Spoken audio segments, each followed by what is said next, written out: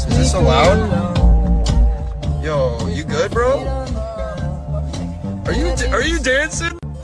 It's okay, I know nothing's wrong. Yeah. Get it, boy. Get it, boy. Yeah, hit the Millie Rock. You're trotting. How are you making him do that? What in the world?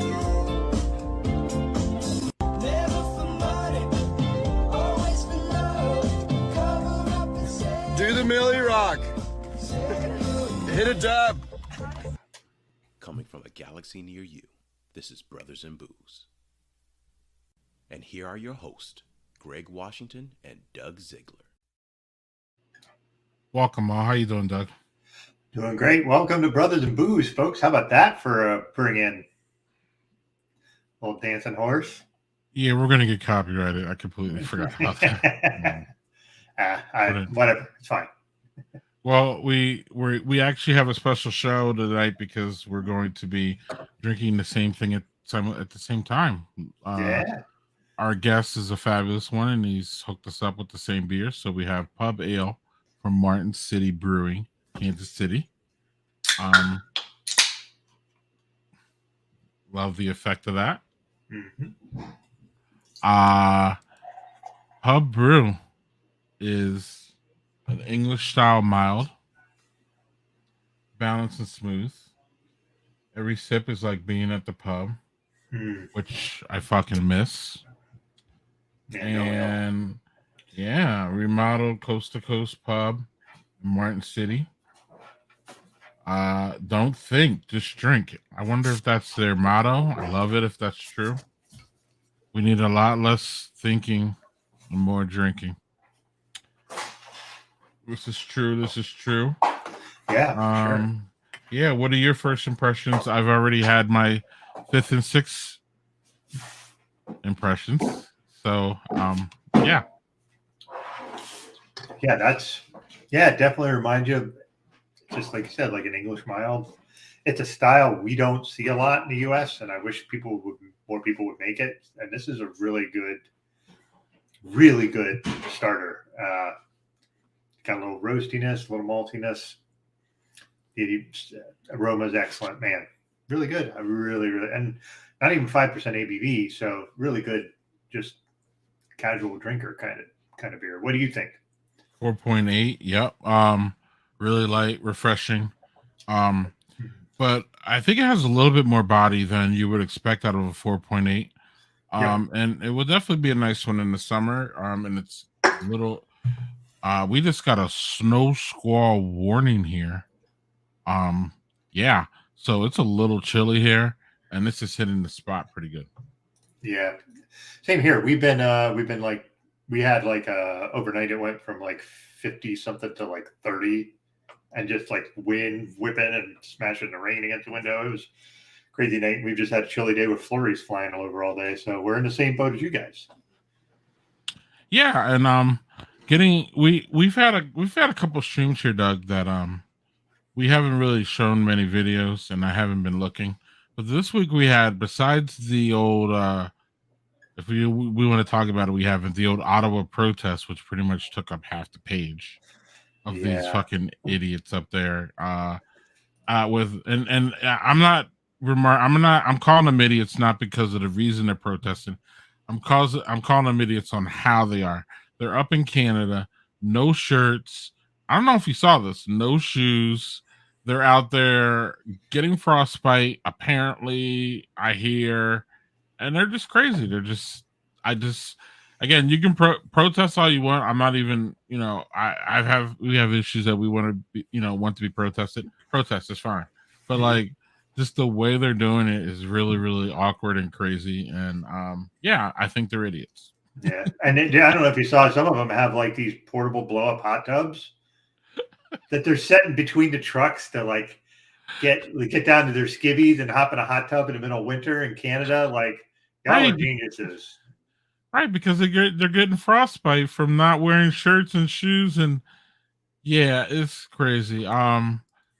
Lauren, all you missed was Doug and I are having a nice pub ale together. One of the few times we're able to have the same beer at the same time. And our guest is having it too. In the green room. And we'll bring him out here in a second. But I do want my remark about all this was that I have so many videos to show this evening. That before we get Charlie on here, we're going to show another one. Let's show this guy here. Drink के अंदर तो पहले से ही pressure होता है, ऊपर से हम इसके अंदर लिक्विड नाइट्रोजन और डाल देंगे तो पता नहीं क्या होगा. Liquid nitrogen and coke, Doug. अब इसके अंदर डालते हैं लिक्विड नाइट्रोजन और डाल देंगे तो पता नहीं क्या होगा. Well, थोड़ी सी खाली कर दे. Everybody knows the prefaces. Everybody knows what happens when you put Mentos in Coke, right? We've seen this before. But liquid nitrogen, I haven't seen. So yeah. अब इसके अंदर डालते हैं liquid nitrogen. This isn't going to go well.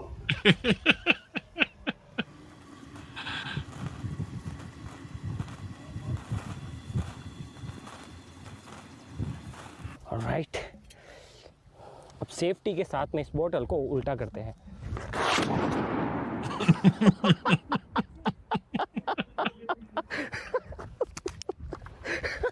साला rocket बनने की जगह बोतल ही फट गई. His reaction is the best. Look at that. कबूतर सब उड़ गए ऊपर देखो. right. मैंने कहा था ना लिक्विड नाइट्रोजन ज्यादा पावरफुल होती है और हमने कुछ ज्यादा ही लिक्विड नाइट्रोजन डाल दी थी. तो चलो इस बार थोड़ी सी लिक्विड नाइट्रोजन डालते हैं और फिर ट्राई करते हैं. Alright.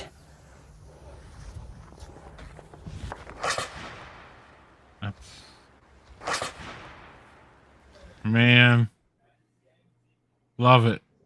Look at that. Wow. I just love the science, man. I just do. And no, he didn't get hurt or anything, Doug, and that's a good thing. Yeah, I didn't know if because he didn't have like the face mask part of the helmet down. I was like, is he trying to be an X-wing pilot or was he trying to do that? Well, speaking of science, our guest knows at least a little bit about science. I would think so. Yeah, for sure. He is a brewer, I believe. See, I did all my vetting before. Me too. Yeah, right. I love that kind of science. It's fun. I wouldn't try that one at home though. No. Especially not in the house. Definitely not in the house. You would have a lot of Coke everywhere. Coca-Cola, that is. But he is a brewer, so being a brewer, or even working at a brewery, you have to know some science, especially if you're behind the scenes there. And he's coming up here. Actually, let's bring him on right now. A little fake out here. Oh, hey. I am not a cat. You remember that stupid video? Yeah, that was fun. Our friend, and I'm about to butcher his last name, Charles Wasleski. Wasleski? Phonetic. It's phonetic. Huh. From Kansas City, and more specifically, Martin City Brewing. Thank you, Charlie, for joining us. And how are you doing? I'm doing okay. Thank you for having me on, of course. I appreciate the exposure, I guess. Yeah. Right. And, well, we're just here, a couple guys having a couple beers at the end of the day on a weekend. And tell us your impressions of pub ale. It's very smooth, nice and malty. We had a few iterations of this before we decided on this recipe. So a couple were a little more bitter, a couple were sweeter, but all in all, we're happy with the product, and it sells so quick we just can't make enough. And what's the like thinking behind it as a pub ale? It's like a sessionable. What was your thought behind it? This is our attempt at an English ale, so an English pub ale. So we just went simple, easy, an old recipe someone had, and we just tweaked it to to get our own flavors into it, what we like. So I have a couple people that say, "Oh, I liked the recipe 2 things ago," but it's like, well, now here it is. Yeah. This is all you get. So, oh man, that brings up 2 things. Number one is that I think one misunderstood thing about English pubs and English pub ales are that I think people think that like British people like these big beers and they like to get all drunk and like, but I think I think they like to drink lower ABV beers more, and like they like to have more, meaning so they like to have like maybe 4 or 5 in a setting, and the only way you can really do that nowadays is with a lower ABV beer. What you have any thoughts on that? well, I agree. Everything you see from the movies or whatever, it's beers like this that they're drinking, about the same color, not real dark, or a Guinness, which is actually, and this is my ignorance in it, I don't drink Guinness very often, but I didn't realize how low the ABV on that is. Mm-hmm. So 1 Guinness is just about what this is. So you drink 4 Guinness, and if you go to the pub every weekday, then 4 is nothing, and you can continue to have a good time. Absolutely. And be conscious of the good time. Yeah, that's the key element to that phrase, right? You want to be able to walk home, or at least get a. Oh, I was going to say, is a word Uber over in Britain? Maybe they have some other weird. Yes, word they do. for it because That is actually where their help desk is. Huh. Yeah. I just was assuming maybe they had some dumb name for it, like they do for other things. So. maybe ours is the dumb name though, Doug, and theirs is the right one. We just don't pronounce it right. It's Uber. Uber. From the French region of Britain. By the way, this really is excellent. It does remind me very much of an old English mild or like a pub ale, like you said. It really hits all those notes. It's really, really, really good. This is one of the ones. If I get a beer after work, I will, and I'm wanting to sit there and talk to people. I will get this so I can have Shift beer. 2. Yeah. I don't want to try and drive home and after 3 or 4, but 2, wait a little bit and then drive home. I'll be fine. But I don't want to drink one of our higher alcohol beers and then try to get behind the wheel. That's not safe for anybody. Or even try to walk home. Absolutely. Walk home. So, yes. So Charles and I met Doug. I'm not sure if you know, at the At Home Dad conference many years ago. And so Charlie was an At Home Dad for the longest time, and now he's transitioned to be a brewer. So tell us a little bit about that. How did you make it? Yeah. How I got into it? Just happenstance, really. This brewery opened up.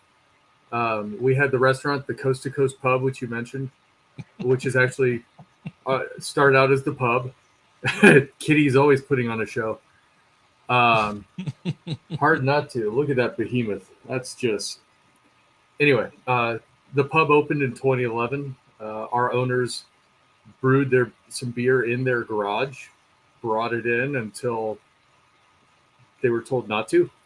And then 2014, they had enough money together to open our pizza tap room and the brewery. So we've been making full production beer since 2014. We'll go through. I calculated it out the other day. It's some outrageous 35,000 gallons a year.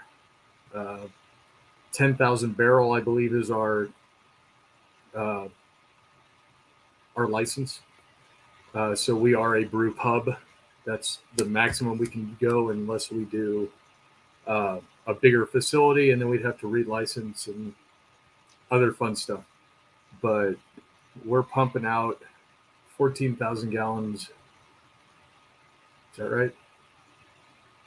Now I have to count the tanks. Let's see. Now the math. 8,000. Yeah, math. 9. 10, 11, 12.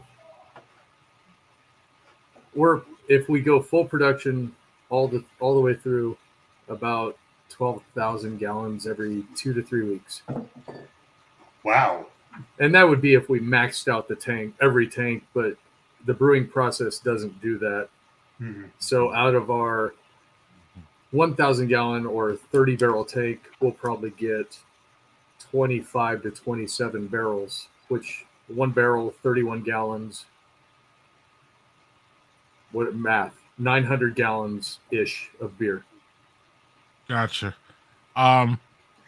JCS, which at home dad conference? I believe that was Omaha. Omaha. It was the 15th at home dad conference. Omaha. Okay, cool. Which was back in right. 20. Hey, you got a follow up, Doug? I'm just how did you go? Were you a home brewer before you got into going into that, or you just kind of, hey, let me be in this? How did that work? How did you get there? Like Greg said, I was a stay-at-home dad. Mm-hmm. When my daughter was born, I left the job I had with a good company. I do not have a college degree, so I wasn't making real good money, but I was making decent money for a 20-something-year-old. And I left work, stayed home with my daughter for a year. After a year, I said, I'm going stir crazy. My wife said, great, we're out of money, get a job. So I worked in a restaurant for 14 years, serving, bartending.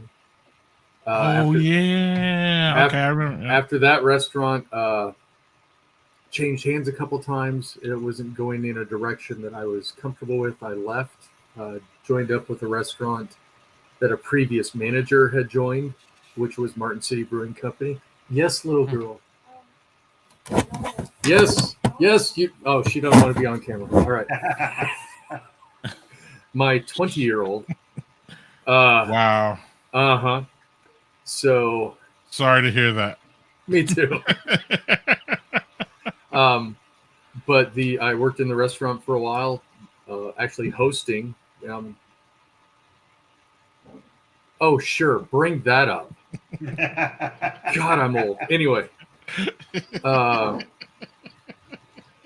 hosting, serving, and one of our head brewers said, do you want to help out? We need help on our canning line, which was just installed a couple months prior to me starting.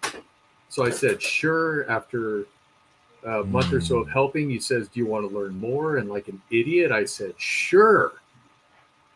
And there we go. So I started working exclusively in the brewery, snapping on the 6-pack rings for the cans by hand. So gotta start somewhere. Yep. The first 3 years, I did that a lot. So let's just say I snapped on the cans that passed through out of almost about 3 million cans, I touched most of them. Oh no, my sound's gone. No, but I don't know what happened. But that's what I love about breweries too, Doug. They're can you hear me? Because I'm lost. Oh, we can hear my you. My sound is dead. Hang on. Hear you. Okay. I'll find new headphones. Okay. Just wave us back. We'll wave you back in. Doug, that's one thing I love about breweries. Is that a lot of people start on the ground floor, and they literally start, packaging and bar hopping at the bar, and then all of a sudden at the end, they're brewers and owners, and that's what I love about. Let's bring Charlie back on here. Can you hear us? Because we can hear you. So that doesn't sound really good. But yeah, I love breweries from that aspect, and that's part of the reason why I wanted Charlie to tell the story, because I know he didn't have any brewing experience, Doug, because we met at home dads. I can hear you. We could hear you. Now we can't. We can hear him. No, can you hear him, Doug? I can hear him. He was No. just making noise. Okay, well maybe not. But... Right. Charlie, you want to do a reboot of your computer? Just do a reboot, buddy, and we can. Now you're frozen. Do a reboot, and Doug and I can talk like we used to. Okay, hold on. I'm here. Yes. All right, I just now we wasn't can hear you. moving. There. Oh yeah. Okay. Cool. Okay. Cool. Okay. All right. We thought you were frozen. We're like, oh no. Yeah. So yeah. Sorry. So yeah. And that's why I wanted him to tell a story, Doug, because I knew that he was an at-home dad and when I met him, I wasn't a beer guy. He wasn't a beer guy.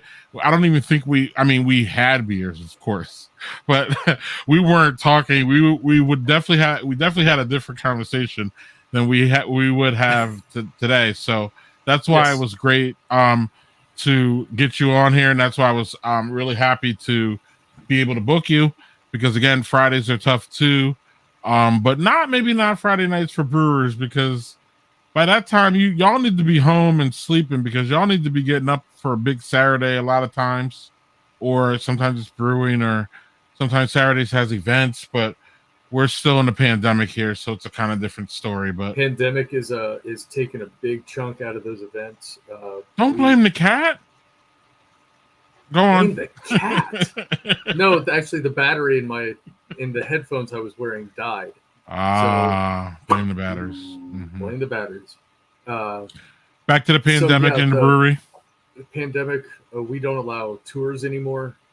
There are minimal events. We just had one outside last fall. We showed up on the field of Arrowhead, Kansas City Brew Fest, field of Arrowhead. It was very nice. But we've only had, I think, 3 in the last 6 months, and usually we would have had 4 or 5 at least. So that's kind of cut back on weekend activities. Luckily, with our brewery, it's being small or small-ish.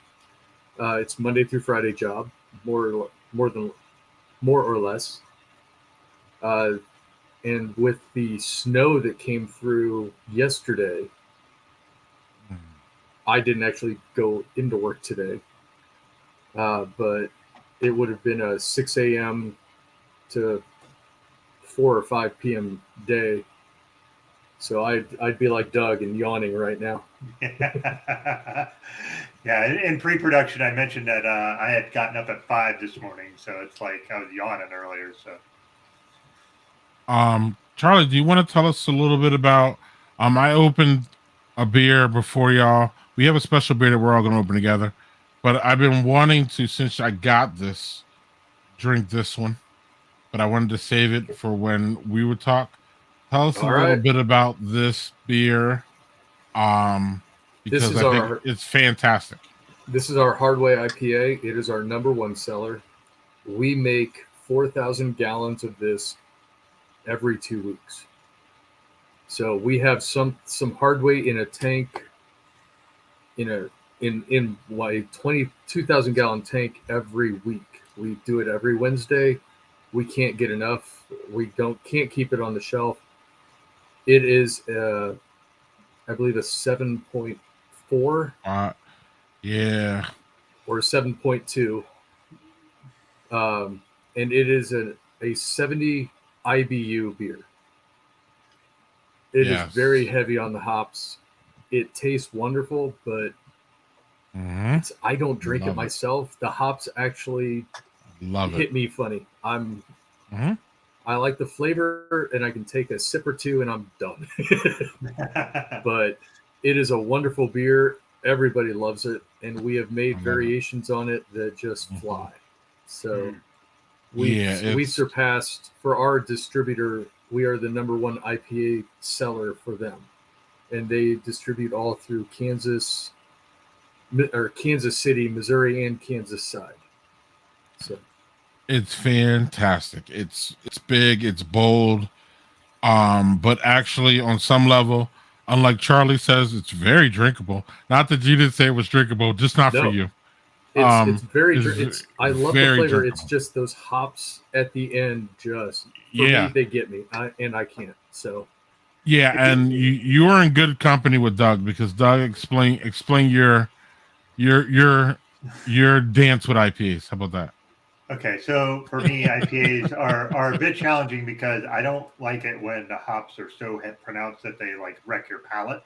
Oh, Yep. wreck it. Wreck Yeah, it. I don't. All right, Wreck It Ralph, you take it easy over there. I want to be able to taste stuff after the fact, and like if you get like that's a fairly high IBU IPA, so like the idea of drinking water and having that clear your palate, that never works for me with a high IBU one. It just doesn't. So like if I go IPAs, I generally gravitate towards more the citrusy, the New England IPAs, things like that. But yeah, like I have that one. I'm only having two, so I'm having the pub ale. I blame the cat. again with the cat. Jeez. I blame the cat again. Yeah. Right. The cat So just apparent- dipped so his apparent- paw in. It just Yeah, maybe just for me, I'm gonna have to drink that Hardway one. It's just like the singular beer I drink that day because Yes, yes, Doug. Doug, you got it. try the You got singular beer, and really, you will not hurt my feelings at all if you take a couple sips and don't like it. Well, Because and then I don't blame anyone for not liking any beer. It's just not. It's if you're gonna bash someone for not liking a sour or a whatever, everybody has different tastes. So yeah, we don't shame on beer. We shame on food here. Yeah. But there you go. Oh yeah. But this one, This is our double hard way. yes, and Now, I want here's the thing. I don't think I'll get to it tonight, but I might try. Not tonight. Not if we're having the mystery beer. Oh, okay. We're having a mystery beer. I'm The gonna finish this one up. double secret hard way is a 9.1. It is. I'm sure it is I'm sure it's a T-shirt somewhere. I'm sure there's Yes. It's a Yes, 9.1 ABV. It is not. It is about as high IBU. I think it's around 65. But there's more flavor in my opinion. There's more flavor to this one than just hops. So rotate that. So we do hop it pretty much the same as the hard way. It is slightly different hops, but the amount of grain we use is more. So you get that higher ABV. I love it. Just that like Doug, you might like it. That citrus flavor comes through a little more. That would probably be more to my liking, but I'll try. I'll try anything. Just sometimes, like when it's a really high hoppy thing, and I don't get any other notes to it. I always finish stuff. That would be like, I'll just keep that in mind. Like I'll have it with like something where I can, that'll be my beer for the day, and then I'll think I'll be fine. Yeah. And what's the ABV on that, Charlie? On which one? The double. The double, 9.1.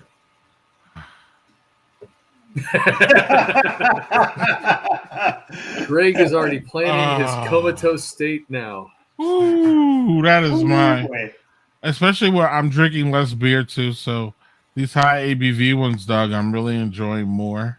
Yeah. If that even makes sense. Bring it, y'all. So yeah, we have a mystery beer that we're all gonna enjoy at some point. If y'all want to crack that open, that's great, because I'm pretty much almost done with this one. But this one is real. Again, you have half a glass left. Don't say almost. So drinkable, so nice. Well, again, I got other glasses here, and we can. I didn't finish my pub ale yet. I'm actually going to wait a little bit to see how it tastes warming up, warmed up a bit. Because sometimes that happens with pub ales, and people like me who go to the pub and don't stop running their mouths, but then all of a sudden your beer is all warm, and This, I mean, I'm not gonna argue with this. Well, it's all up to you guys. Cats, You can do cats whatever can you like. be. Well, I don't know if you saw this Oh, I comment, missed that Charlie, one. Cats are yeah, evil. Well, they can be. cat, Yes. they can be for sure. We had a cat years ago that got spooked in a thunderstorm and jumped up the side of the bed while my wife and I were sleeping and dug a back claw into my wife's eyelid. So she has a lovely little scar right on her eyelid, but thankfully she was sleeping. So, Wow. yeah, there's some crazy stuff that happens with cats. Yeah. So, I don't. Doug, do you have a follow up? I don't know how you follow up a cat sticking their toenail into someone's eyelid. That's I envision that being like almost getting like a fish hook stuck. Yeah. And something like that would be close, I'm sure. Yeah, I had when I was in my very early, I would say teens. It's wrong. It's probably more like 11 or 12. I was fishing, and I got a snag on it, and it was a lure with like 3 hooks on each side.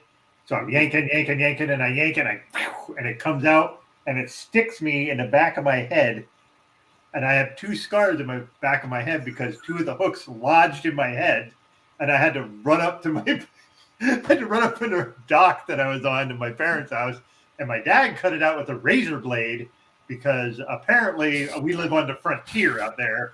So, so basically, that's hardcore, man. Yeah, so he just did a razor blade and cut him out, and then just like a gallon of hydrogen peroxide and some Band-Aids, and I was supposed to be okay. But yeah, man. So, this is a little early for this, but I want to do it and kind of get it out of the way.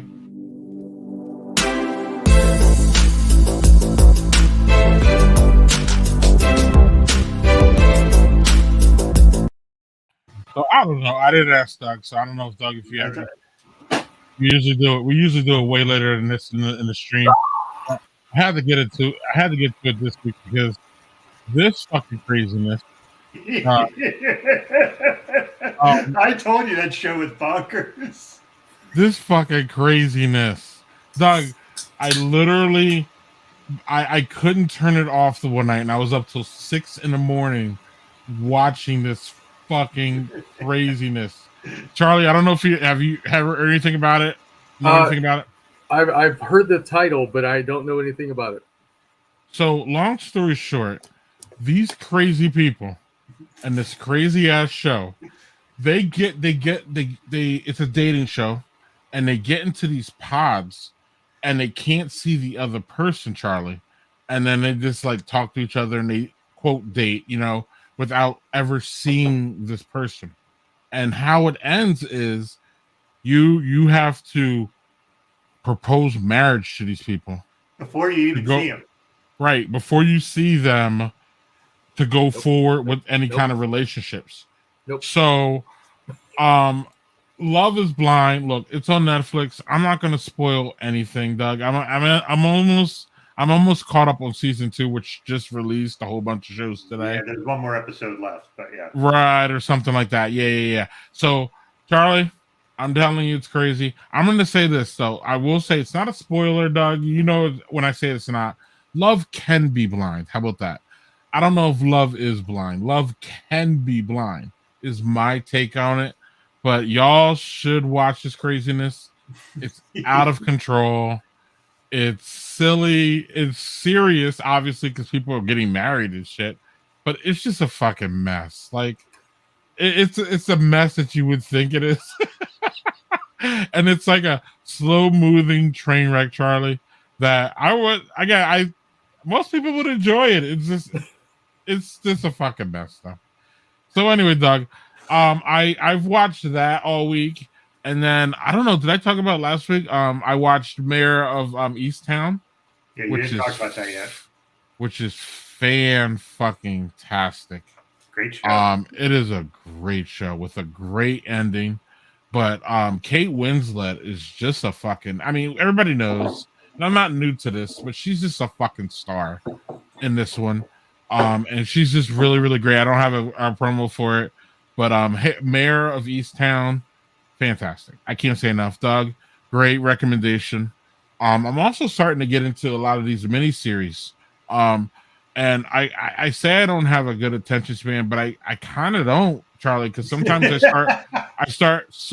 I'm either in or out. Like if I'm in, I'm watching the whole fucking thing in like 3 days. If I'm out, I can be out in 2 seconds. Doug, one that I couldn't, it didn't grasp me yet. I'm gonna go back. It's Chernobyl. I couldn't grasp that. Something about it just didn't get me in the first like 15 minutes. So I was like, fuck it, I'm out. So then I'm gonna go back. Is that something I have to go back? I mean, because I hear nothing but good about that shit, and it just didn't grab me.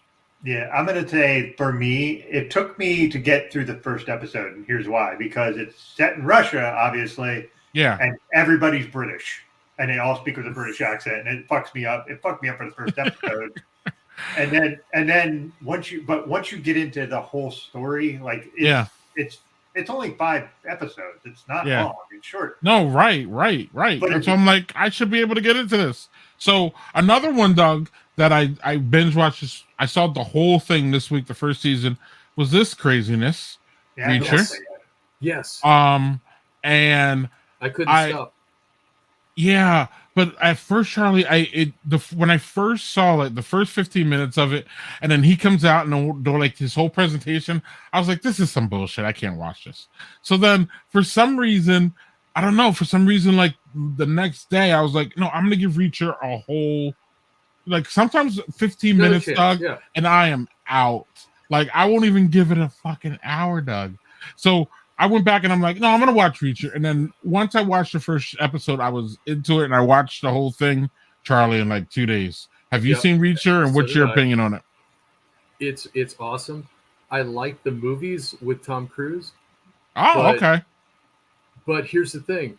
I've read the books as well. This guy in the miniseries is freaking Reacher. The hair's a little lighter, but this is the build you go for, not Tom Cruise. Right. Because actually in the second Tom Cruise movie, when he goes through the airport and he has to check with TSA, the TSA agent he hands his ID to is the author, Lee Child. No kidding. He's Stan Leeing his movie. Yes. That's and awesome. He is looking at Tom Cruise's Jack Reacher ID, looks at him, looks at the ID, and you can see Tom Cruise go, because they both know that is not the type of person that Jack Reacher is. Right. I will let you know, the author appears in the miniseries also. Ooh, okay. It's a blink and miss it type moment. Okay. So my thing about Reacher is, first of all, I didn't know anything about the books, Tom Cruise, any of that shit. I didn't know any of it. I just read about it, and I saw that like Prime. It was like number 1 on Prime. So then after I got into it, like 2 episodes, I went on Wikipedia, and then I was like, oh shit, okay. And then people were talking about it. I can understand why you put it down for a minute. Yeah, right, exactly. And then I didn't get Reacher's, like, I didn't get his whole persona and what that was about. So if you just like don't know anything about it and you just turn him on, you're like, this shit seems hokey. What the fuck is this? Like, it really does. And then once you realize, what the fuck? Who the fuck is this dude? Like, but he's big, bad, impressive. The story is great.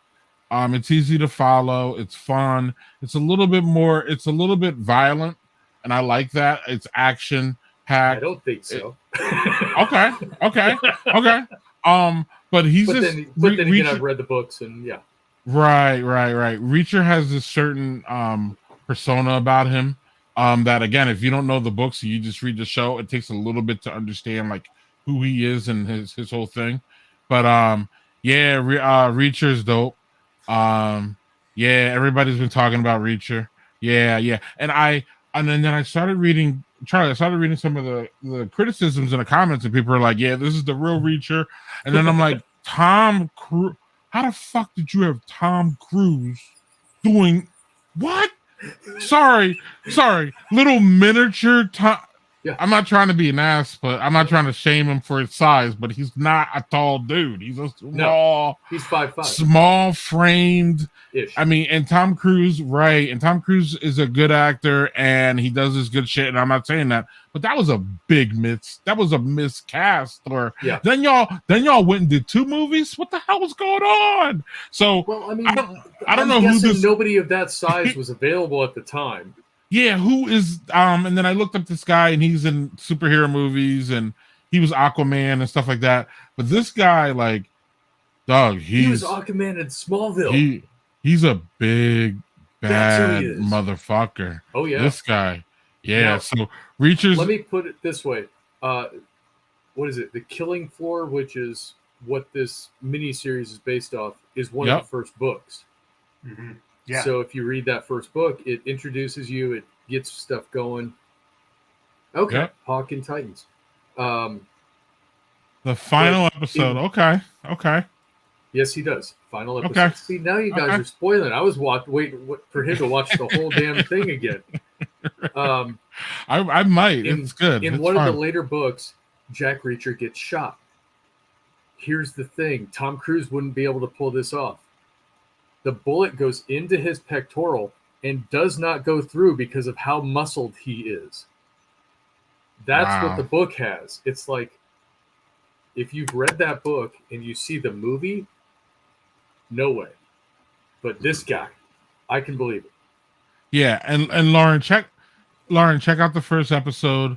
Get through the first. You got to get through. If you don't know anything about the story, you have to get through. You have to get through the first 20 minutes because again, he's Reacher in many ways is off-putting, in my personal opinion. His just the way he is. You almost have to warm up to who he is as a character in order to like the show. So, but it took me 2 days to get through it, and I just love. Doug knows, man. I love good storytelling. I don't care what it is. I want a story. I almost need a story force fed to me, if that makes sense. And Mayor of Easttown is a show, in my opinion, Doug, that it doesn't force feed you, but it just tells you the story so easy. It's just easy to grasp. Where Reacher, it's more of a thinker, because there's a lot of concepts, and Reacher speaks really fast. Like they're like, "Hey, what do you think about this?" And he's just like, "No, this is blah blah blah blah blah," and he's just really really fast, and he's really smart. And he just talks fast about like situations. So it's a real thinker as far as like, and this whole series is a thinker because it's about long story. I'm not spoiling it. You can look this up. It's about counterfeiting.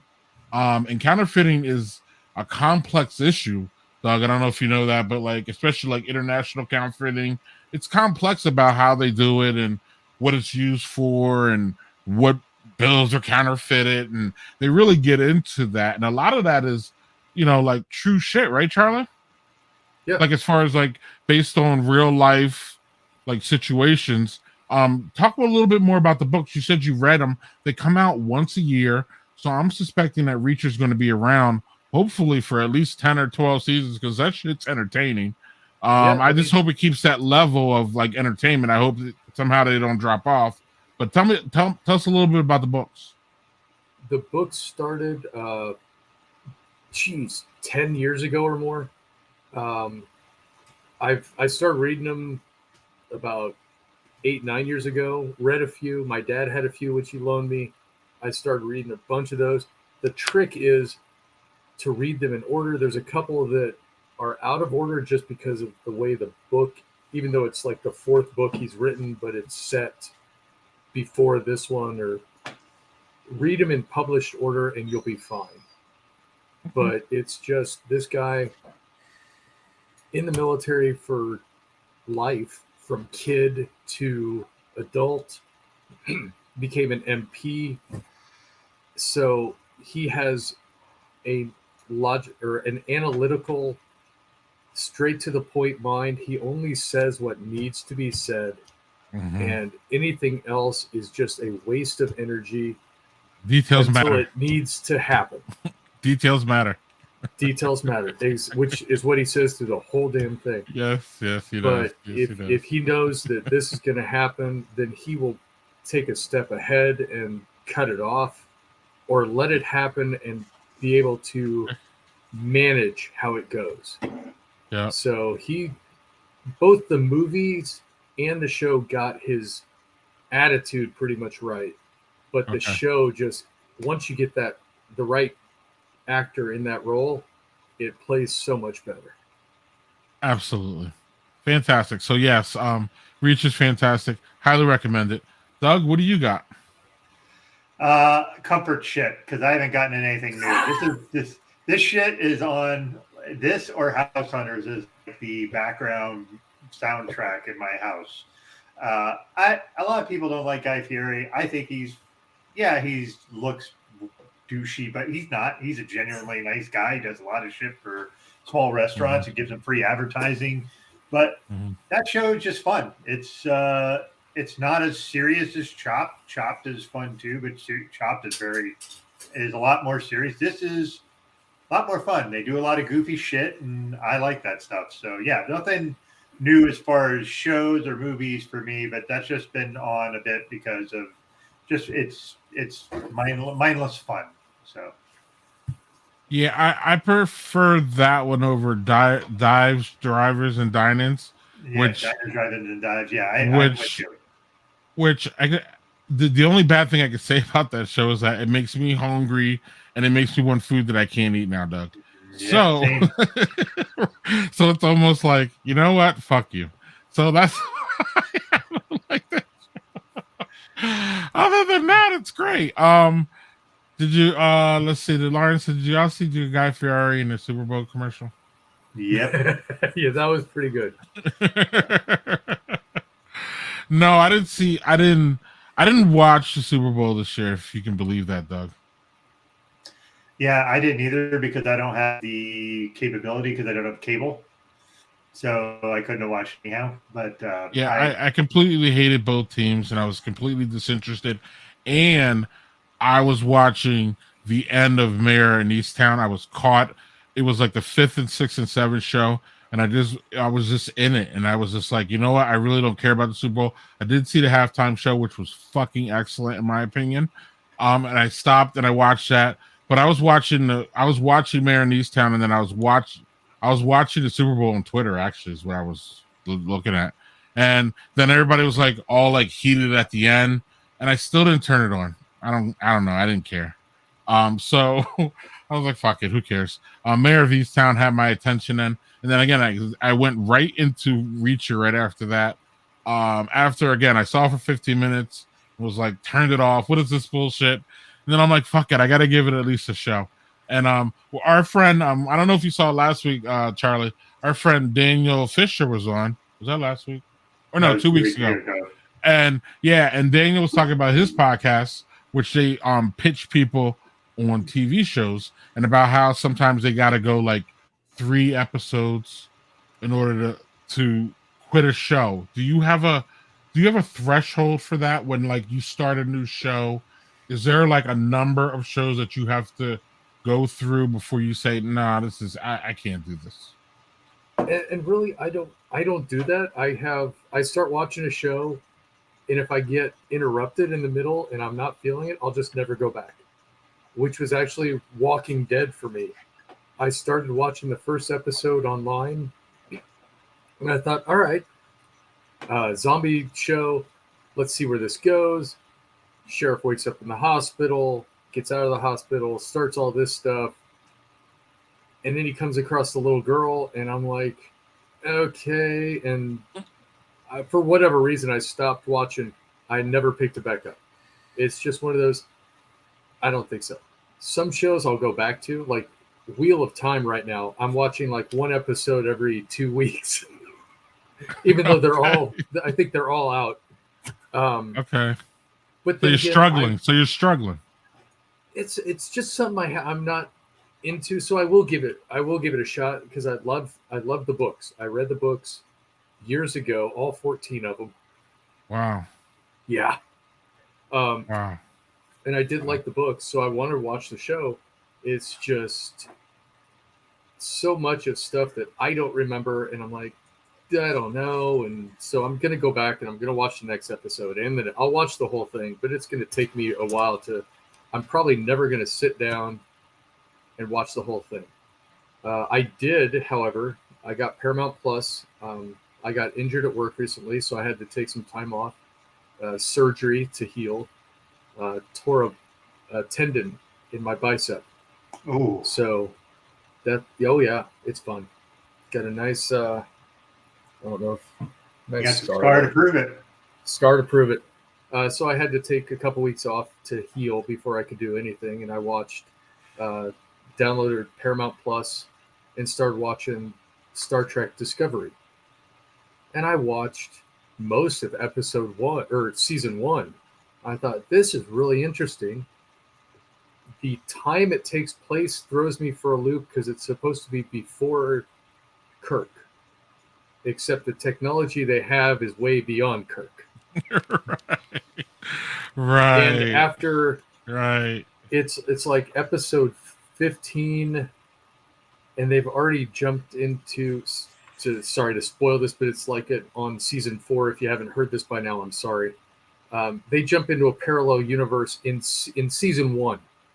So I'm sorry if you're already into the parallel universe in your first season, something's off. Right. And I watched Right. through those episodes, and then I kind of went, it's a good show. I'm not going to bash anyone for liking it. I do like it. I just thought that throwing that in season 1 was a little weird. Yeah, I did sit down. What do you think of this? You know what? Again, it's been so long since I've read the books. I could not say for sure what liberties might have been taken. So, sorry, Daniel. I did sit down and watch the Picard series, and I binged that in like a week. Okay. I've heard nothing but good about that. Yep. Yeah. There's a nice twist at the end of the season 1, but it's a good twist. And then recently yeah, well, that's possible. Mm-hmm. I actually went back to an old show, Eureka, that was on Sci-Fi Channel from 2006 to 2012. And it's all about a town full of just geniuses who create things, stuff goes wrong, and an ordinary, all these guys have high IQs, and then some sheriff with an ordinary IQ is basically trying to run around fixing stuff. Oh Lord. And it's on Amazon Prime, all 5 seasons, and I think I binged the last, like, season 3, 4, and 5 in the last 3 days. So yeah. Yep. It's really good. And they actually tied the first episode to the last episode. So that's hard to do. We're ready for a mystery beer, but before we get to that, Doug, I wanted to tell you Doug, real quick, how and everybody, how I'm looking for shows now. Besides taking your suggestions, Doug, which I've taken most of them and ran with them, I still got to get back on The Expanse. The Expanse, right?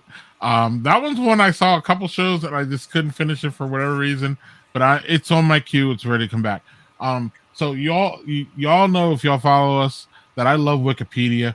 And Charlie, what I love to do is I love to look at Wikipedia and find out like quirky, different fucking things about the shows that I'm watching. And sometimes I, use the episode guide. If sometimes like I'm watching a show and I'm on the computer and like the show's over and I miss a couple parts, I'll go to Wikipedia and read like the episode, like the blurb on it and summary, be like, the summary, and be like, oh yeah, that's what I missed. Okay, cool. I can go forward. Or sometimes I'm like, damn, I missed that. I need to go back. But what I do, Doug, is I go to, if it's won an award, I click on whatever award it is, the Primetime Emmys, and then I'm able to see what category they're in, and I click on the category, and then I see a whole bunch of different shows that come up from that category. So then I know that those shows are pretty good, or people think that they're good because they've been nominated for these awards. I don't watch any of your dumb award shows, but there's a use that you could get out of that because those are the shows that everybody likes and that people thought that were good. So then that's a lot of the shows that are in my queue, Doug. There's this the Underground Railroad. Anybody see that one? I want to catch that one on Prime. You heard about that one, Doug? Yeah, my wife watched that and said it was excellent. So Yeah, that's one that's I almost started it the other day, but then I started this fucking stupid show. This fucking crazy nonsense. you're welcome.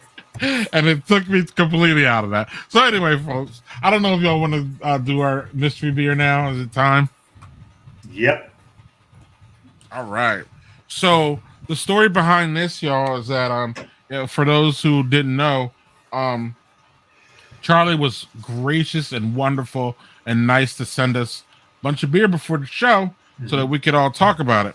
And Doug and I both got this, and Doug was like, we were both like, I think we may even sent a message before we even talked to Charlie, and we're like, did you get a beer that had no label? And Doug was like, yeah. So then Doug went over to our pre-production thread and was like, he didn't say Charlie, what the fuck, but he basically said, Charlie, what the fuck is this? No, He's like, go hold that. Charlie, what the fuck? Right, hold on. I want all y'all. I want us to open this when I'm on the stream. So this is what we got. Now the reason you got unlabeled ones is really, we had 30-40 cases of this labeled when I left on my surgery right before Christmas. When I got back 2 weeks later, they told me it had been wiped out in a week. So I was able to find some cans I had already brought home that were, now if you don't know, you never get a short can from Boulevard, Budweiser, nothing. All the cans are full to the brim, all the thing. On our canning line or any canning line, the first couple of cans that come off, you have to tweak. So the filler goes into the can, fills it. If your temperature is not right, if your pressure isn't right, or if the can is dented, something's going on. The cans are clean. That's not a worry. But something's off with the pressure, the temperature, or something else. Then the can foams. The beer in the can foams over, and it does not leave enough in the can to actually qualify for resale. So these are minute misses. I mean, I found the ones that were grams off, not ounces, but grams, weight by weight off of a full can. So you got a pretty much full can, but right. So that's why I brought home unlabeled ones, because we don't want to waste a label on a can that we can't sell. This, let's see if I can show now we do print on the bottom of the can what this is. BB Abbey, a bourbon barrel Abbey. So this is an Abbey ale. And here's the label for our normal Abbey ale. And this is the Abbey ale itself is another 7.2. The bourbon barrel, we keep it in a bourbon barrel for 3 to 4 months. Then we pull it out, carbonate it, can it, do whatever we need. So this is probably, the can says 8. I think this is about maybe 8.5. So it is a lovely. That's it. Well, it pulls some. I can't be sure because, like I said, I didn't get one with a label. So I would guess this is somewhere between 8.5 to 9. And just the aroma and it's just flavor beautiful. of this. The aroma is beautiful. Yeah. Dog. Yeah. Head. Aggressive pour. Look at this. I don't have any head. Wow. Okay. We need to teach you how to pour a beer, Doug. I generally pour mine aggressive because I want the head and I want the aromas. So. Well, I understand that. Yeah. We all want the head, Doug. Now, when Doug, we brew the beer, we ferment it, and then we put it into what we call a bright tank, or a tank we can carbonate the beer in or serve it out of, but we don't carbonate it. We then pipe it into the bourbon barrels, which let me tell you, you're piping this beer into the bourbon barrels. The aroma and flavor coming out of those barrels at that time will knock you on your butt. but then he is. Let's get it on. Mhm. And then when we pull it out of those casks, it is under pressure. We just put it back into a tank, we carbonate it, and then put it into kegs, cans, or whatever we need to do. Doug? Hey, I think Doug? you might Breathe. taste it all. It's delicious. Breathe, Doug. This is fucking fantastic. The bourbon is assertive, but it's not remotely overwhelming. It is absolutely balanced. Now, how can you have a bourbon barrel that's balanced? Now, this is all the Abbey beer. This. That Abbey beer with the sweetness to the Abbey beer counteracts that so well. Mm-hmm. It is fantastic. Oh my God. And I believe these barrels were from a Weston, Missouri brewing distillery. Yeah, and this isn't blended at all. I think we threw a little extra, just regular Abbey into the tank just to get volume. But not much. Okay. Because I don't know how you're just gonna pull this from a barrel and not add something a little bit, because again, it's really, really nice. Oh my God. Normally we don't. We just had a little extra, not enough barrels to put everything into, so to get our volume up. Right. This was 15 barrels worth of beer. I mean, actual whiskey barrels full of beer that we put back in the tank.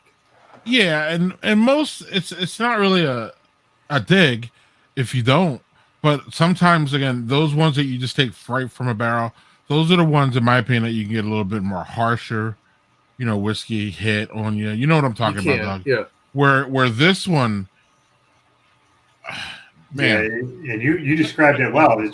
The balance on it is really good, because when you get a bourbon barrel aged beer, I said a lot of times a bourbon is just like, I'm going to punch you right in the face because here's the bourbon, and that can be tasty if done well, but like for the most part, that kind of overwhelms most of the beer. With the Abbey in here and the bourbon flavors, you're right. That sweetness of the Abbey just really complements the bourbon. Excellent. And we've had some beers that we've done. We've done some Chardonnay barrel with a barley wine. A barley wine beer, then we put it in a Chardonnay barrel for a few months. Okay. We've done a Tripel beer and put it into brandy barrels. That one will put you on your butt because that's about a 13%. So yeah, and that one has a lot more of that flavor to it. Just the whiskey, the brandy barrel flavor. But wow, this is amazing. Mm-hmm.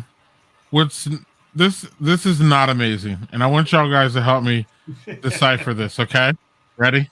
Oh boy. Been shopping here for about 3 months, and they haven't been being very kind to me here in Council Bluffs.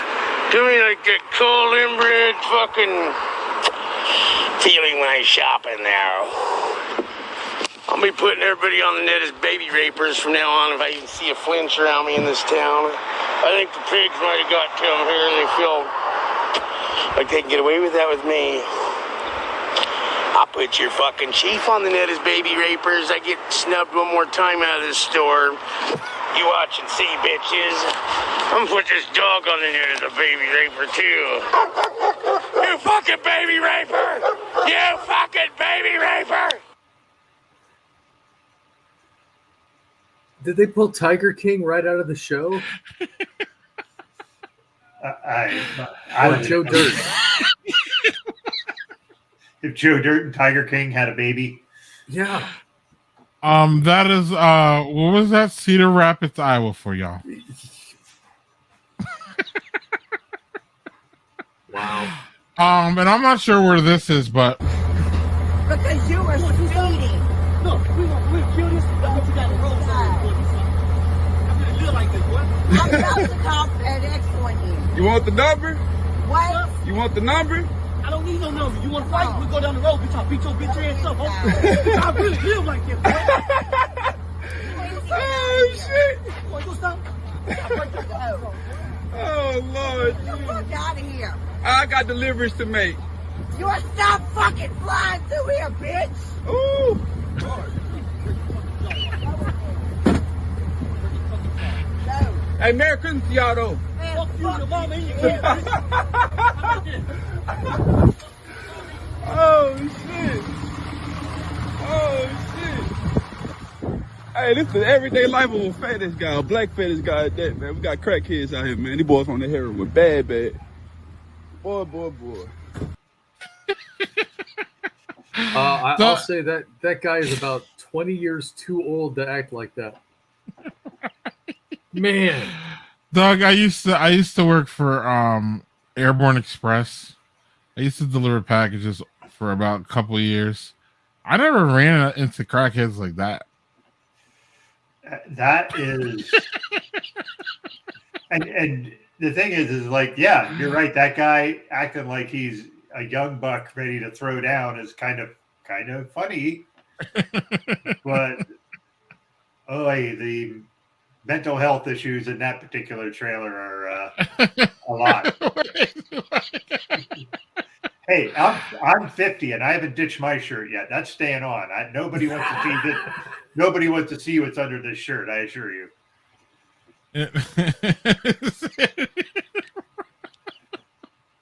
That was the baby rapers. He was yelling at a dog for being a baby raper.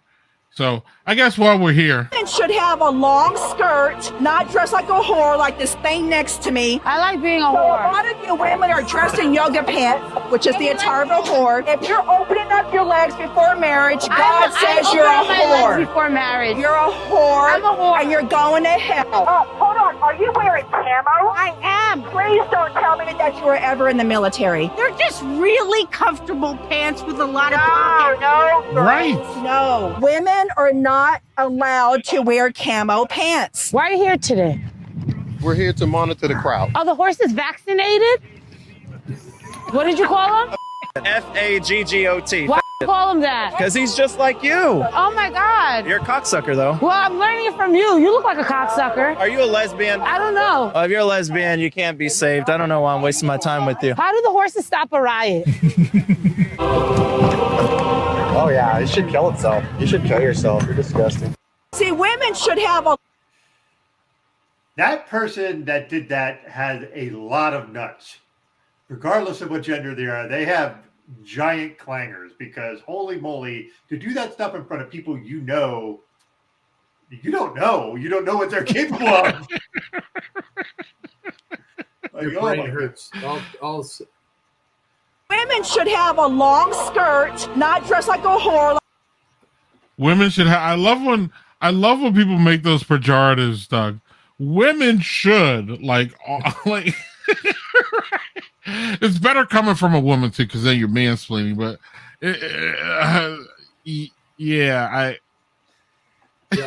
I agree with Jay. Gotta love DC. And I'm sorry, about 2/3 of the way through the video, I caught a little blurring under the young lady's top. So I'm sure she's just falling all over the place. Yes. Which I'm glad they blurred. I'm good with that. That's fine. Whoa. Yeah, Doug, and I stopped. Good thing we have some IABB beer. Right. I'm out. I'm gonna have to find another one. No, notice I waited. Oh no. So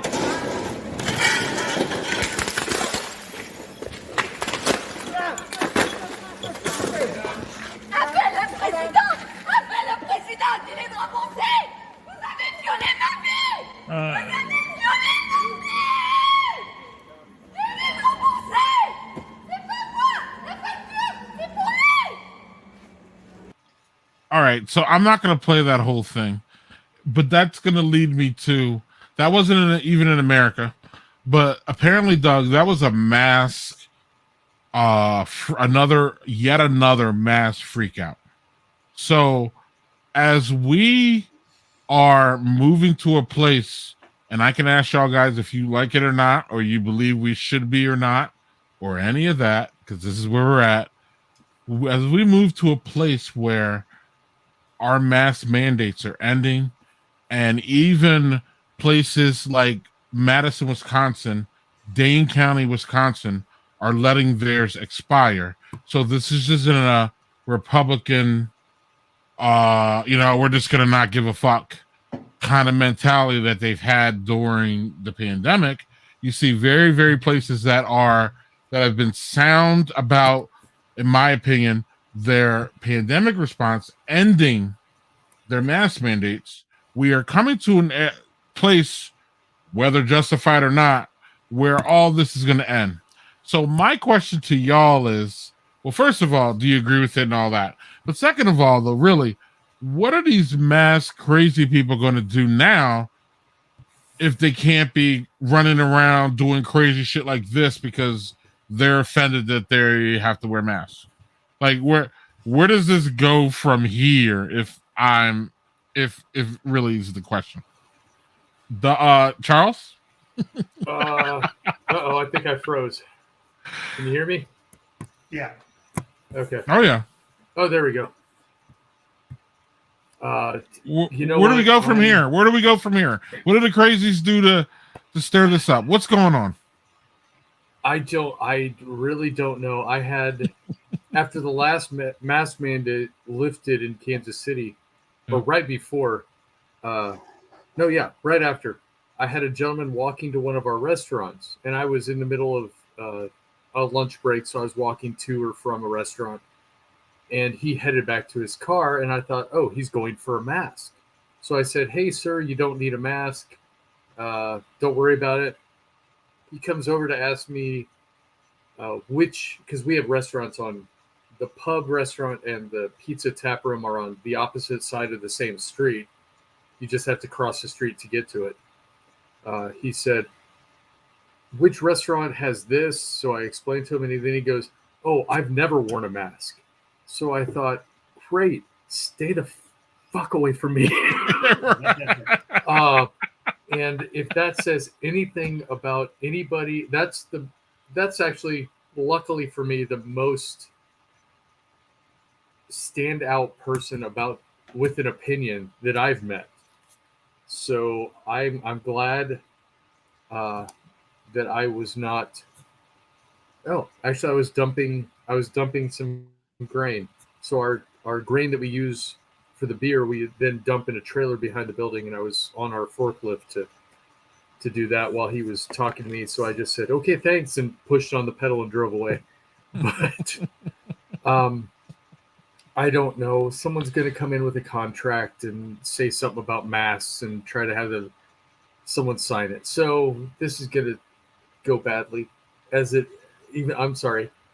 Even worse. It's already gone badly. Worse is the operative term, I think. Doug? Yeah. Yeah, I don't know. They'll find something to yell about because that's what they're about. And, they'll still yell about vaccines, even if it's...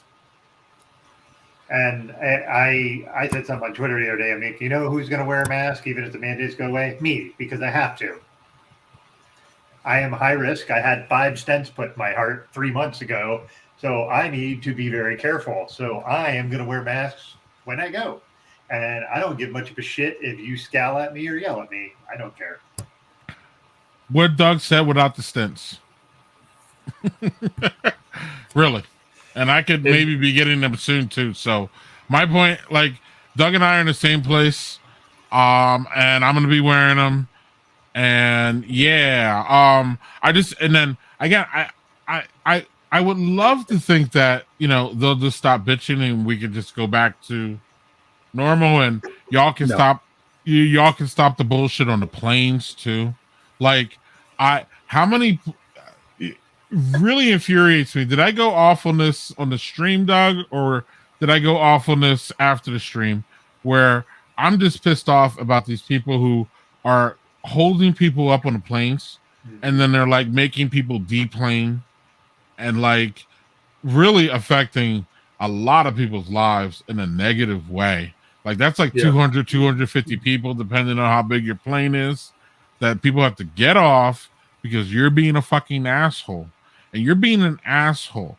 Look, we can disagree on masks all day long. And I'm not even going to call you an asshole for that. But I will call you an asshole for knowing that you know what's going to fucking happen when you specifically get on a plane. It is different walking into Charlie's pub without a fucking mask. I mean, it's the same idiocy, but it's different. You're not affecting 250 people's lives. You don't know what those people have to do. You don't know what kind of connection flight they have. You don't know anything. And you're just being a fucking asshole. And you know getting on that plane you need to wear a mask. You know it. Like there may be a question on whether you're going into Charlie's pub and whether his pub has a mask mandate. Because hell, we've had mask mandates and then we've had restaurants say, well, we don't really care about that, so you don't have to wear one here. No, you know when you get on that plane that that's a federal thing. Fuck you. You're a fucking asshole. And I don't really care. I'm not even remorseful about calling you a fucking asshole because you know. Like when you buy a ticket, it probably says it. When you show up at the airport, it probably says it.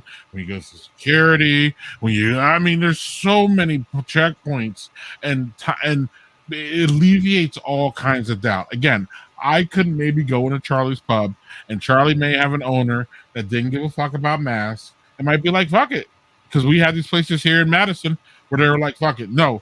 When we've actually had places, Doug, that said, we're not even going to serve you if you have a mask. So that's all different and shady and all that. I'm saying, but if you get on a plane, you know what you're doing and you know you're affecting a lot of people's lives. And how many times have any of us got on a plane and we had a short connector, even if it's an hour? If you have to deboard a plane, that's an hour. So people are missing their connections. You don't know if people are trying to see somebody who's dying on a deathbed. You don't know what the hell's going on. And you're being a fucking asshole. Sorry, I'm done. I've seen two videos.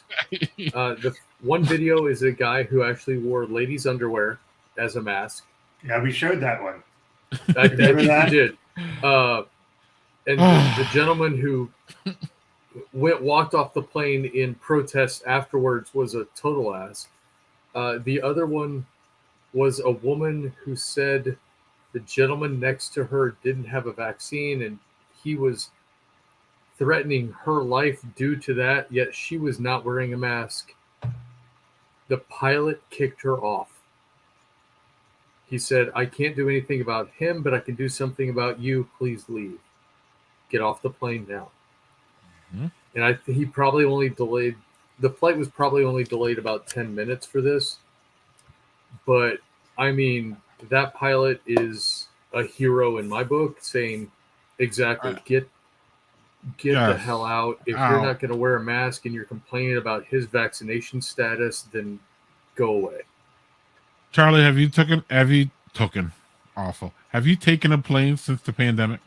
I actually, my wife and I are members of the Disney Vacation Club, so kind of a timeshare for Disney. We love Disney. We go down. We have fun. We were actually scheduled to go down 2 days after the shutdown. So the shutdown happened on March, 15th, 17th, something like that. Mm-hmm. We were scheduled to go down that weekend. So our whole thing canceled. We actually went down 6 months later. We've taken a flight down there about every 6 months since fall of 2020. We wear our masks. Have you had any problems?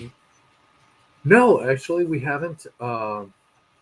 We have a lot of flight attendants that have to tell a person who's on the phone or doing something else, please pull the mask up. And then I've seen someone get to a third warning. Basically, pull your mask up or I'm going to have to ask you to get off. And then they pull it up. but nothing that's delayed our flight, thankfully, because sadly, for a inexpensive flight or a minimal time for layover, you're either very early in the morning or very late at night, which makes either the night before or the night after very bad. Luckily, no. So we've taken, what would that be? 1, 2, 3, 4. We've taken about 4 round trips, so 8 flights since. And we've had no problems on our planes, thankfully. But we do Southwest, which is very on top of it, whether on those masks. So if you're not doing that, even in the terminal, they're on you. So, Doug, speak to. I think you've been on a plane once since the pandemic, and then what is your opinion on the lifting of the mandates? Well, in September, my wife and I, for our 10-year anniversary, went to Iceland. So you have to be vaccinated. You have to have a vaccination card. You have to test to prove that you're not COVID positive. You have to do all this stuff. But it was an international flight. And I think if you're traveling international, I don't think there's nearly the amount of craziness that goes on with people who would act like a jackass on a plane because you're going international, and they don't play that stuff over in Europe or wherever you're going. You act like a jackass. They don't, there's no buildup. You're out. You do it. So, yeah, it was no fuss, no muss. Like I said, we were also in a terminal that was catering to international flights. So I don't know if that had anything to do with it. But the only tough part is, like, if you're in the plane and you're in there for 6 hours, and for some reason, when I wear masks, if I wear them for a long period of time, my ears hurt. And I didn't have anything to, like, wrap it around my neck. So, like, by the time I got off, I felt like my ears had been pulled over, like, forward for, the entire trip. But that's a small price to pay to be safe and be respectful, I think. Yeah. Actually, mandates? I wear a sorry, neck gaiter for the flights. Okay. So it's a loose cloth that you pull over your nose.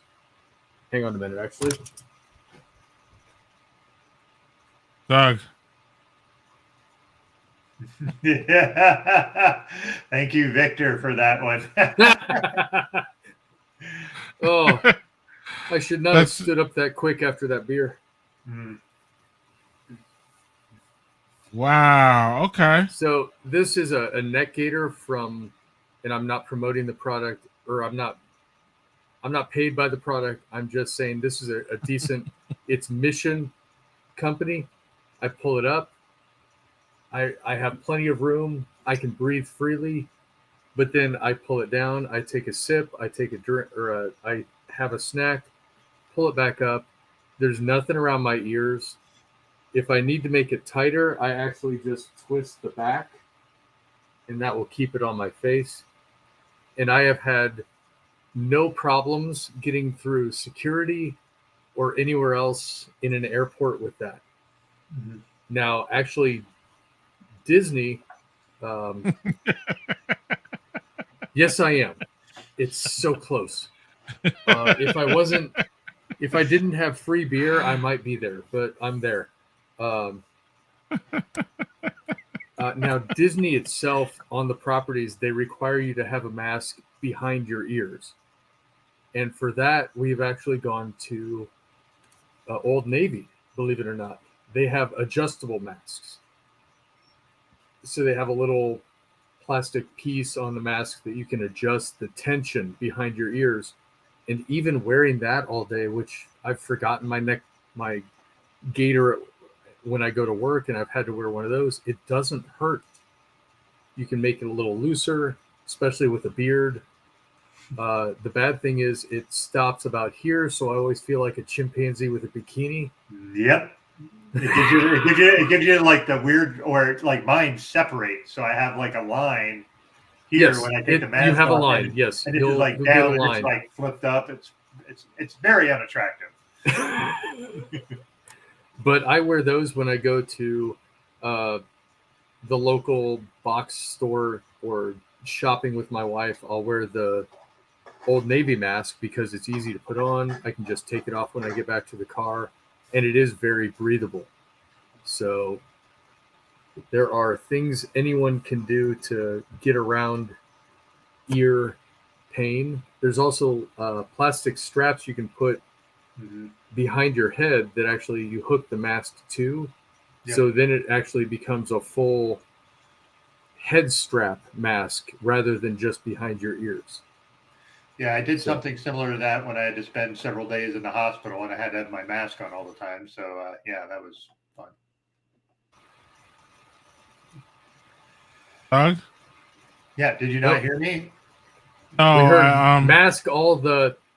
Yeah, I said, okay. Well, I said I had to do that with the strap thing around my head for when I was in the hospital for several days because I had to wear a mask the whole time. I wasn't allowed to, except when I went into a private room and they would shut my door. I could take my mask off then because I was by myself.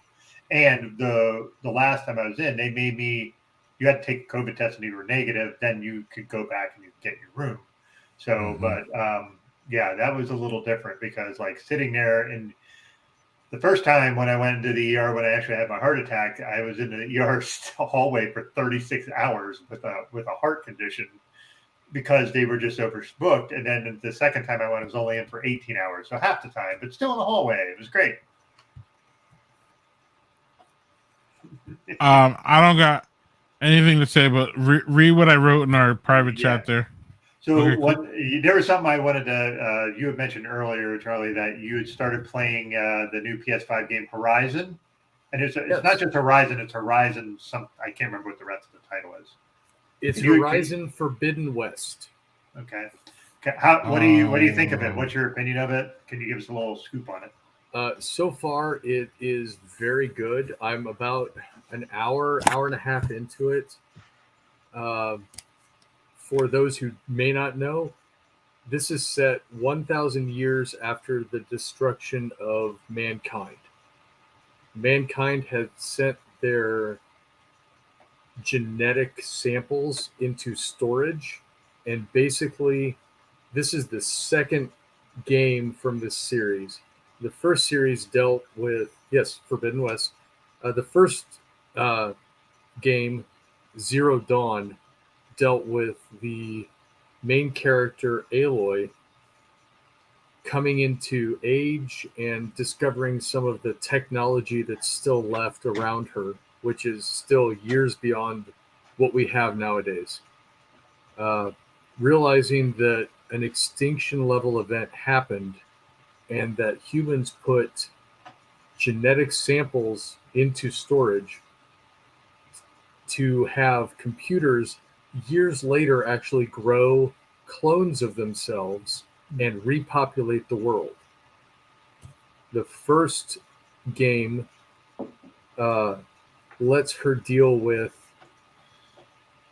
realizing that she is the clone of one of the original builders of this repopulation program, and then fighting an enemy who has an evil AI who has created a basically kill all life program. So while she defeats it in that reality, or in that first game,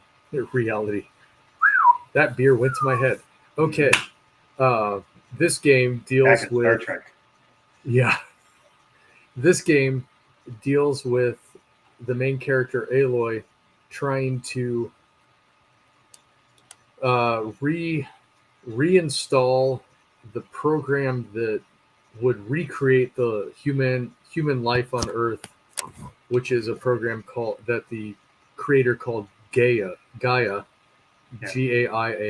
Like the Mother Earth, Gaia. Yep. So she has to find a copy of this program out in the San Francisco, Nevada area, and then bring it back and reinstall it so that life can go on rather than die. In the first game, you could not swim in water. The water was never deep enough to go swimming, but it was an open world. You could go wherever you wanted to. Very immersive. The enemies you had were actually robotic animals, kind of dinosaur-ish, but they also had crocodiles, mammoths, all this stuff. Giant giraffes that are 10 stories high that you could actually climb up to the top, and that would give you a sensory map of the local area. This second game, Serial, I doubt it. It's not that advanced. Basically, in the first game, one of the developers of this world sabotaged it. So while the machines put out the people, they didn't teach them anything. So they were supposed to be taught all of the knowledge and practicality of the people that they are replacing. They are back to the Stone Age. So they harvest metal from the creatures they kill. They've developed some weapons, bows and arrows, spears. It's pretty exciting. But you can fashion, bomb arrows, fire arrows, some other stuff that make your attacks on the creatures a little more powerful. Thank you. Hey, I've only had two. I haven't even finished my second beer yet. So apparently, I'm all right on that. Well, I'm not. I'm a lightweight right now, so I think we all This shit's great, and it's getting better as we go. My sons love that first iteration. Is there a because I'm not privileged enough to have a PS5 yet. I got lucky.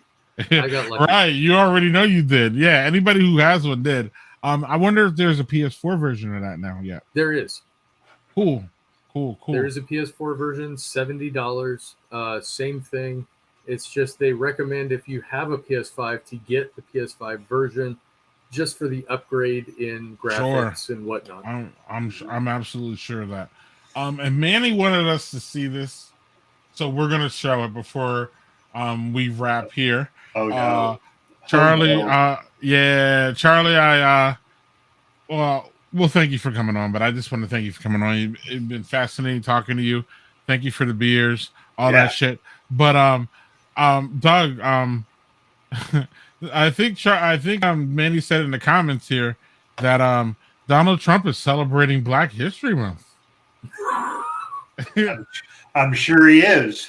Right. So look at this. Happy Black History Month with fried chicken, collard greens, cornbread. I mean, I thought that said Dirty Rick, not Dirty Rice for a second. Dirty Rice. I was like, Dirty Rick. Oh, Dirty Rice. All right. It just never ends with this guy. He's so tone deaf that it'll just never end with him. It just never ends. It just doesn't. Nope. Never gonna. And he doesn't even remotely understand how fucking disrespectful he is. He just doesn't. It's just not. Charlie, you got anything? Along the lines of that sign, Gabriel Iglesias, the Hispanic comic. Yes. He was going through a town one day and saw an African American comic was performing in that town. So he and his buddy, whose name is Martin, and he talks about him all the time, they went to a grocery store and actually got the most, and I'm sorry, this is what the skit is called, this part of the show is called, is the racist fruit basket. They grabbed an Easter basket, dumped all the grass, the Easter eggs, whatever out of it, and then started gathering from the grocery store the most profiled African American items they could find. Fried chicken, malt liquor, Kool-Aid, watermelon, all this stuff. And had one of the front desk people bring it to his room. They found and I guess this was in the fall, So they found a Halloween card that had 3 ghosts on the front. They basically tore the back off the card, so it just had the ghosts, and on the back was a blank piece of paper, and they wrote something like "Welcome from the City Chamber of Commerce," and they sent it to his room.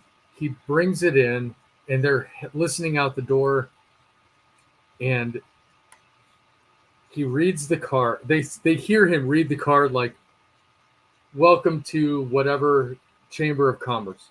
And then he says, and this is what he does. He goes, we feel him turn the card over to see the front with the 3 ghosts with the pointy hats. And they hear him holler, "Racist bastards." And that's where the 2 guys lose it outside the door. And he comes out, realizes that it's a friend who's played a joke on him. Look up this video on YouTube or something. It is hilarious because at the end of the video, at the end of the skit, he says, and Gabriel Iglesias had this comic come out on stage and explain this whole thing. And he says, he looks at the guy and says, "Well, what did you say?" And he goes, "I love all that shit." Yeah, that was a great skit.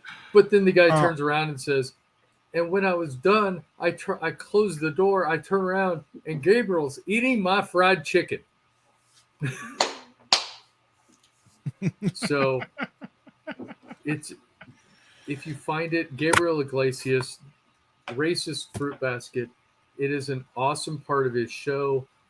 It shows that, I mean, boundaries can be crossed within taste as long as you don't leave it hanging. If you're going to send that to someone, I mean, I'm not going to do it. Never.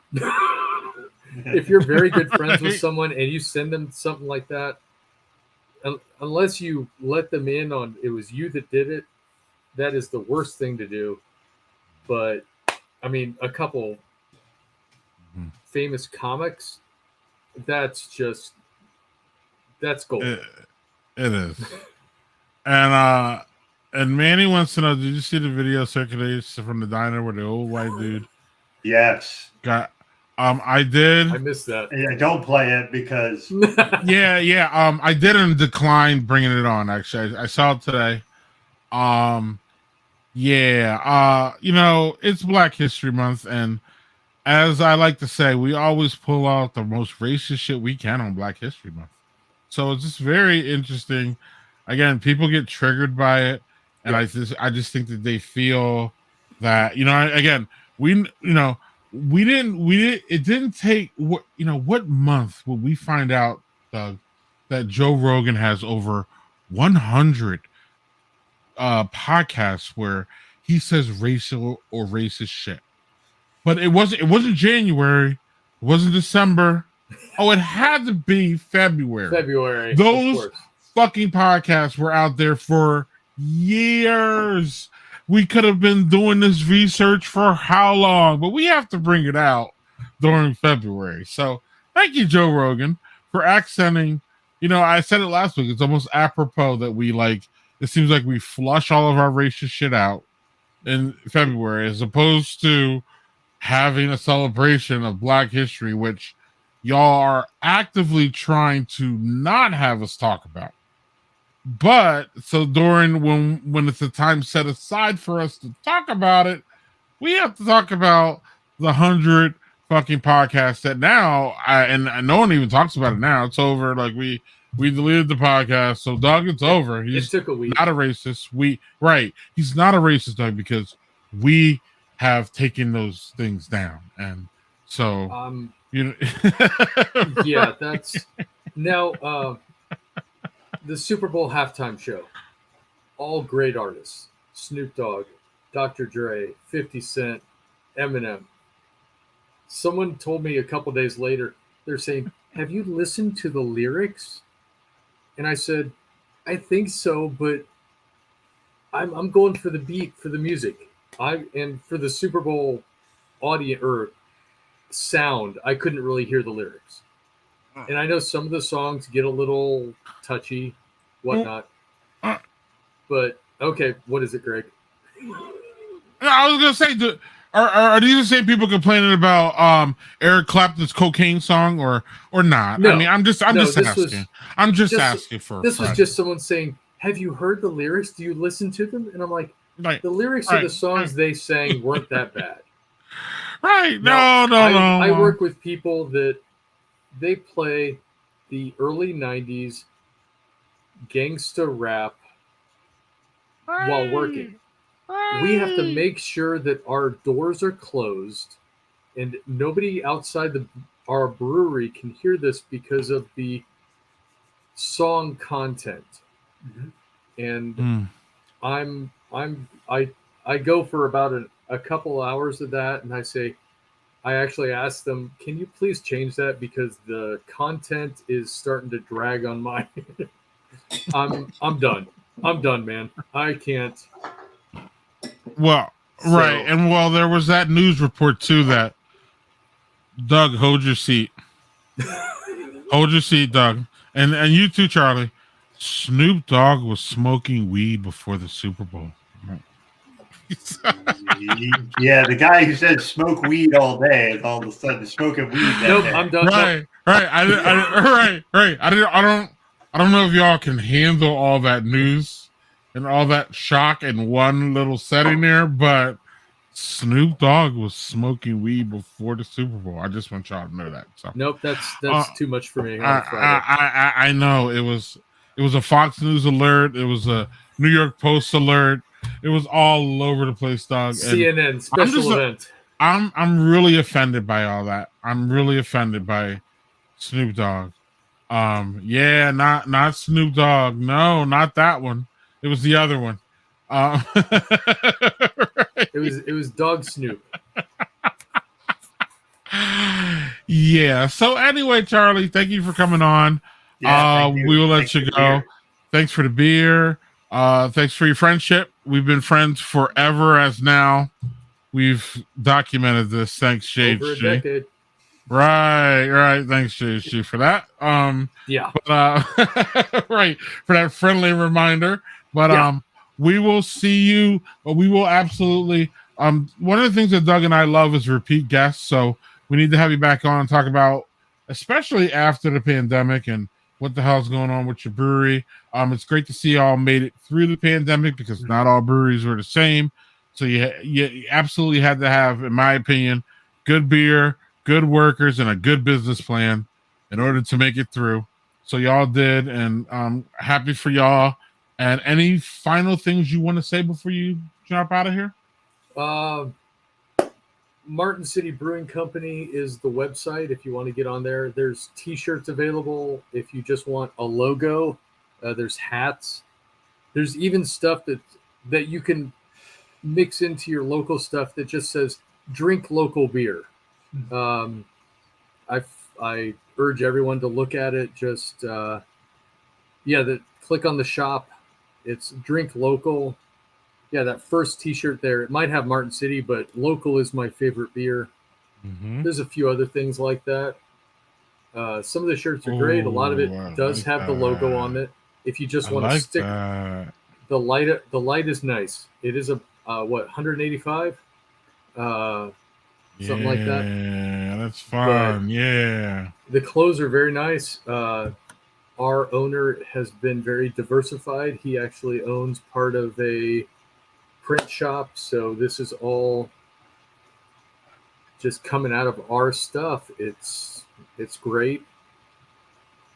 Excellent. So excellent. Drink local, support your local breweries. We're all striving to put out the best stuff we can. And if you're in the neighborhood, stop on by. Give me a holler.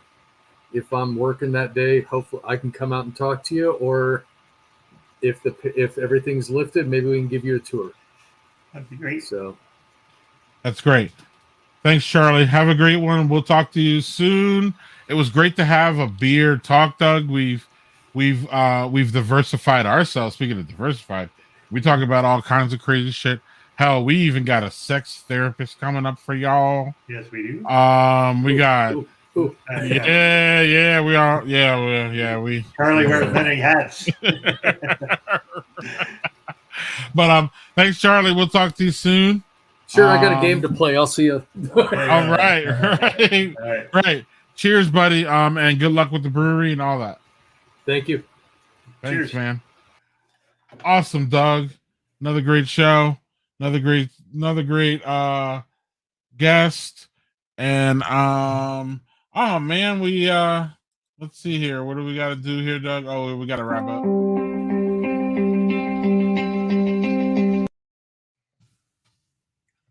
So we had 3 beers. So there's no reason, Charlie, you coming back on.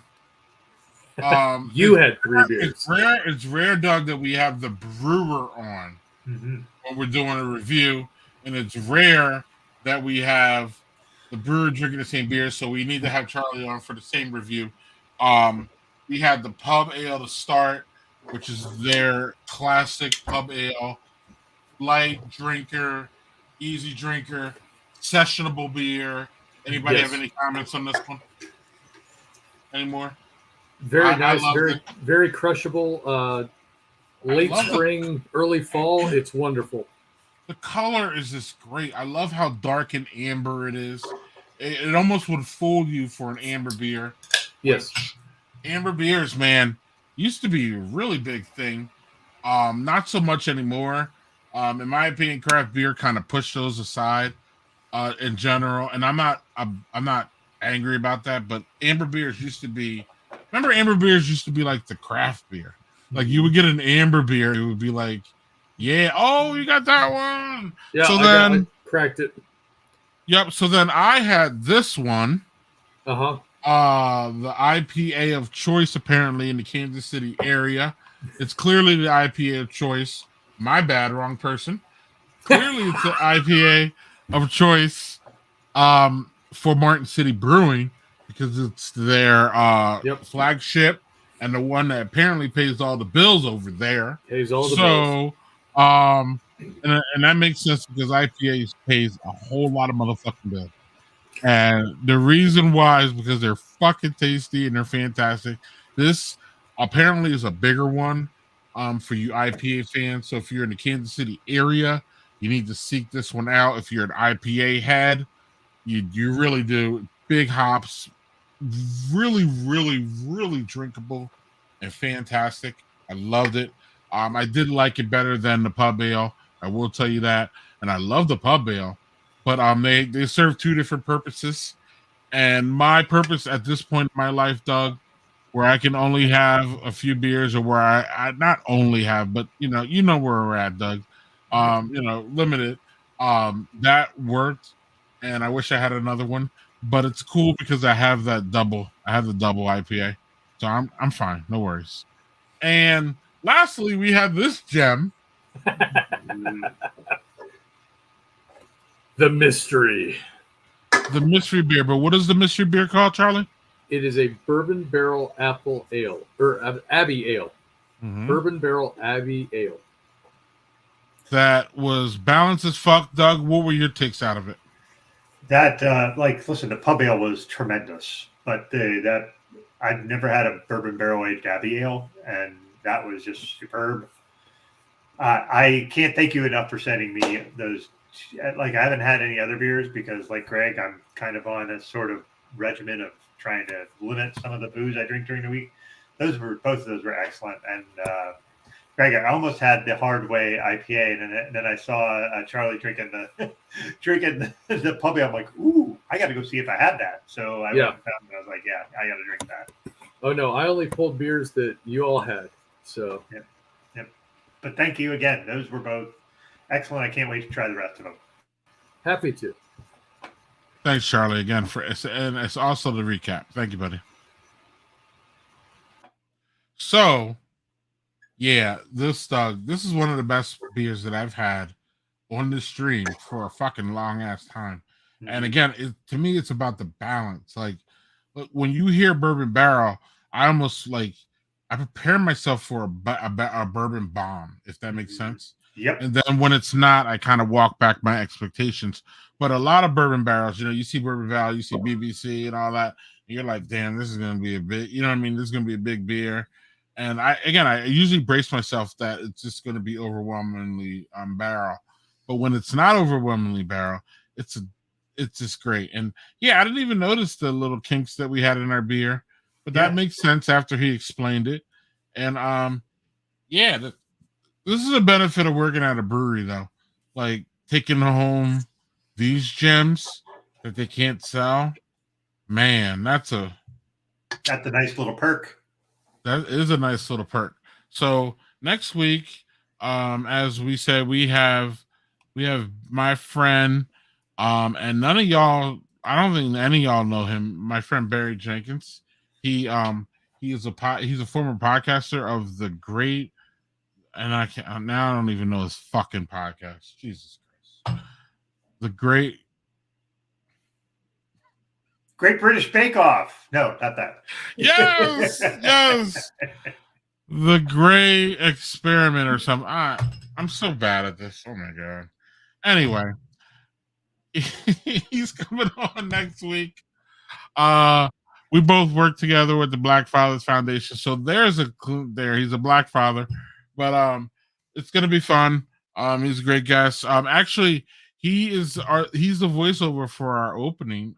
For y'all who are around early enough to hear our opening, Barry does our voice, so he has a great podcast voice. He has a great voice for radio. He has a great face for TV too. But y'all see that next week. And Doug, anything else to wrap up here? No, really thankful for Charlie being on, and I really appreciate him taking time and sending us a lot of different kind of beers. He didn't just send us he sent us an array of styles, and I really appreciate that. And, right. Yeah. And Martin City is, again, I rarely get to Kansas City, but when I do, Martin City is going to be the first place, if not the second place. And with all due respect to Boulevard Brewing, I don't even know if I'm going to go there, Doug, because I don't know if you know about Boulevard and the shit that happened with them, and if you remember all that, but I remember all that. And I used to be a big fan of Boulevard. I'm not saying you shouldn't be. Y'all can drink what you want, but I just prefer to go to a place like Martin City or a smaller place.